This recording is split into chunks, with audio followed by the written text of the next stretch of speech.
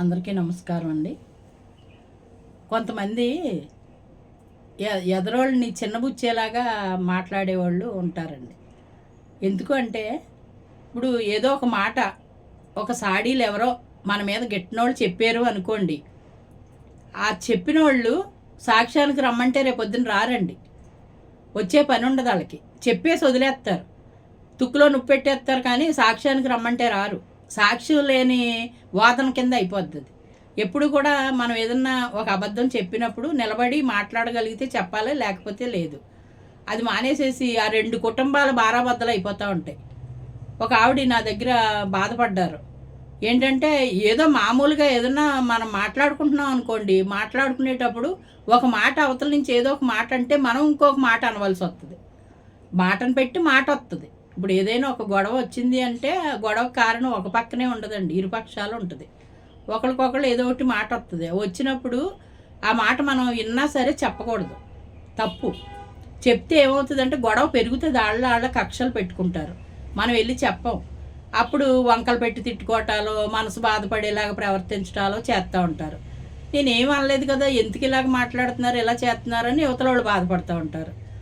ఎన్ని కుటుంబాలకి తగులుకుంటుందండి ఆ గొడవ.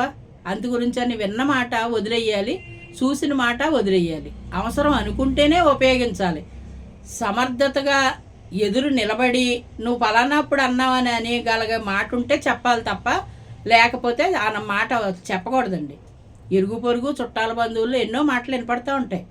ఇవన్నీ సాడీల కింద మోస్తూ ఉంటే రెండు కుటుంబాలు బారాబద్దలు అయిపోతాయి కదా. దానివల్ల అవతల వాళ్ళు బాధపడతారు. దానివల్ల మనకి ఏం కలిసి వస్తుంది చెప్పండి? ఏం కలిసి రాదు, గొడవ పెరుగుతుంది. ఆ వ్యక్తుల మధ్యలో మనం గొడవలు పెట్టిన వాళ్ళు అవుతాం. చాలామంది అలా ఆలోచించరండి. బుడుగుమని ఏదన్నా ఒక మాటల సందర్భంలో మాట వచ్చింది అనుకోండి, యువతల వాళ్ళు ఎంత ఆప్తులైనా సరే మాటట్టుకెళ్ళి వెంటనే చెప్పేయాలి, నిద్ర పట్టదు. అప్పుడు తర్వాత నిద్ర పట్టని రాత్రులు గడపాలి, గొడవలు ఎక్కువైపోయి. అదే చెప్పకుండా ఉంటే అంత అవస్థ ఉండదు కదండి, అనవసరం కదా. బోల్డ్ రకాలు ఉంటారండి. వెనకాల తిడతారు, వెనకాల బోల్డ్ అంటారు, కానీ ఎదురుగా వచ్చి ఏమి ఎరగనట్టు మాట్లాడతారు. ఇవన్నీ మనం చూస్తూ ఉంటాం. మన చుట్టూ జరిగేదే అదంతా సొసైటీ. నేను బయటికి వెళ్ళనండి, ఇంట్లోనే ఉంటాను. ఉన్నా సరే మనకి ఎంతో మంది వస్తూ ఉంటారు, ఎన్నో మాటలు వినపడుతూ ఉంటాయి. ఇద్దరు శత్రువులు వచ్చి ఒకళ్ళ తర్వాత ఒకళ్ళు కూర్చుని వెళ్తూ ఉంటారు. ఈ మాట చెప్పేమంటే రేపు పొద్దున్న పలానావిడ దగ్గరే కదా నేను ఈ మాట చెప్పాను అని మాట బయటకు వస్తుంది. అది ఎందుకు అనిపించుకోవాలి? అదే ముందు జాగ్రత్త పడిపోతే మనం వాళ్ళతో మాట కూడా పడక్కర్లేదు. ఏమంటారు చెప్పండి?